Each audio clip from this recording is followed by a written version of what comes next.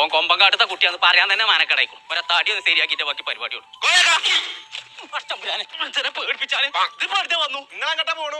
ഞാനേ കുഞ്ഞാപ്പൂവിന്റെ തടിയൊക്കെ ഒന്ന് പുഷ്ടിപ്പെടുത്തണം. അപ്പൊ കുറച്ച് ആട്ടർച്ചി വാങ്ങാൻ വേണ്ടി പോവാണ്. നിങ്ങൾക്ക് തലക്ക് സുഖല്ലേ? ഓനാ താക്കത്ത് വാങ്ങി കൊടുത്തൂടെ? അപ്പൊ താക്കത്തില്ലായിട്ടല്ലേ ഓനെ ഈ ആട്ടർച്ചി വാങ്ങി കൊടുക്കാൻ പോണത്? അനക്ക് തിന്നും മകം കുത്തി ഇങ്ങനെ നടക്കല്ലേ? എന്റെ ചെറുക്ക ഇന്നും ഇങ്ങനെ കോല് മാറി നടക്കണം. ഇയാൾ ഈ ലോകത്തൊന്നല്ലേ താക്കത്ത് എന്നുള്ള നാട്ടിലേക്ക് ഇറങ്ങിയൊന്നും ഇയാൾ അറിഞ്ഞിട്ടില്ലേ?